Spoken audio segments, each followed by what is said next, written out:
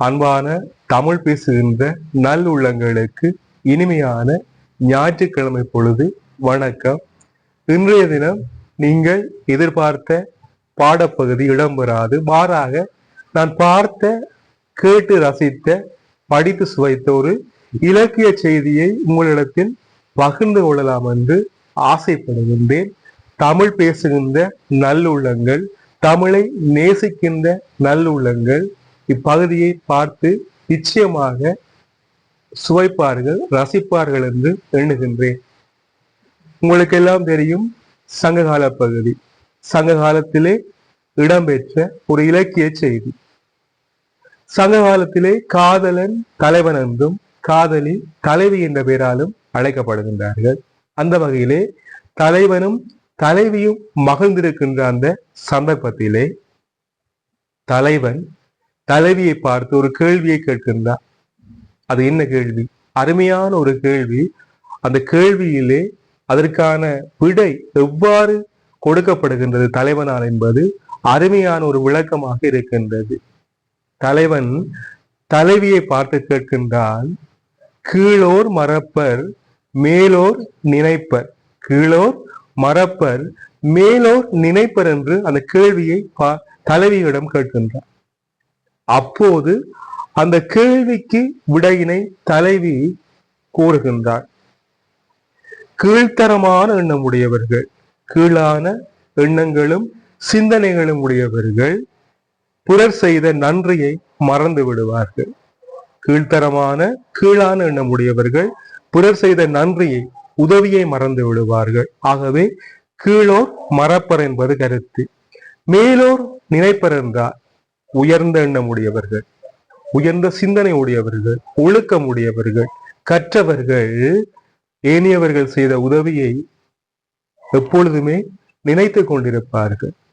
ஆகவேதான் மேலோர் நினைப்பர் என்று கூறப்படுகின்றது.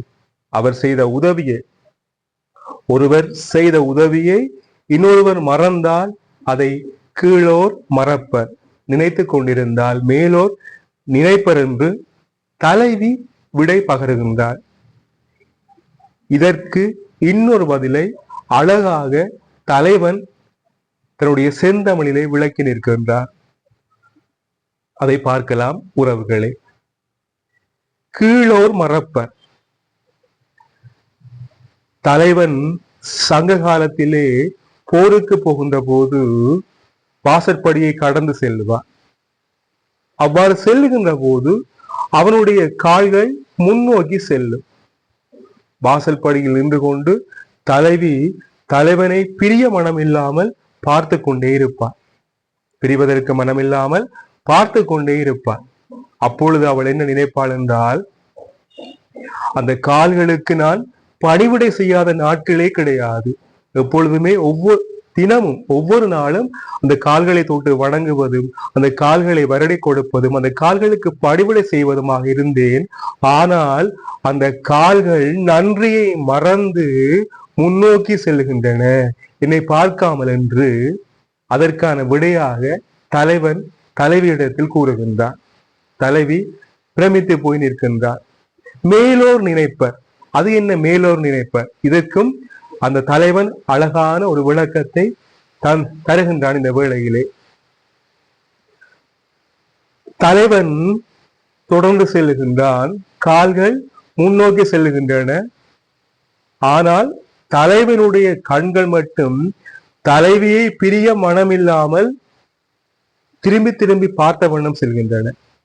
அந்த தலைவியை பிரிவதற்கு மனமில்லாமல் கண்கள் மட்டும் திரும்பி திரும்பி பார்த்த வண்ணம் செல்லுகின்றன. அப்போது அந்த தலைவி எண்ணுகின்றால், இந்த கண்களுக்கு நான் பணிவிடையே செய்யவில்லை, கண்களுக்கு நான் பணிவிடையே செய்யவில்லை, ஆனால் அந்த கண்கள் என்னை திரும்பி பார்த்த வண்ணம் செல்கின்றது. இதைத்தான் அழகாக அந்த புலவர் பாடியிருக்கின்றார். மிக மிக அருமையான ஒரு இந்த சங்ககால இலக்கிய பாடல் உறவுகளே. மேலோர் நினைப்பர் கீழோர் மறப்பர் என்பதற்கு தலைவனும் தலைவியும் கொடுத்த ஒவ்வொரு விளக்கங்கள் அருமையாக இருக்கின்றது. மேலோர் நினைப்பர், அதாவது கீழ்த்தரமான எண்ணமுடையவர்கள் கீழோர் என்றும் உயர்ந்த எண்ணமுடையவர்கள் மேலோர் என்றும் சொல்லப்படுகின்றது. ஆகவே கீழ்த்தரமான எண்ணமுடையவர்கள் பிறர் செய்த உதவியை மறப்பார்கள் என்றும், மேலான எண்ணமுடையவர்கள் பிறர் செய்த உதவியை நினைப்பார்கள் என்றும் தலைவி விளக்கம் கொடுக்கிற அந்த நேரத்திலே தலைவனுடைய விளக்கம் வேறு விதமாக அமைந்திருக்கின்றது. அதுதான் இந்த சங்ககால இலக்கிய செய்தியிலிருந்து உங்களிடம் நான் பகிர்ந்து கொண்ட விடயம் உறவுகளே.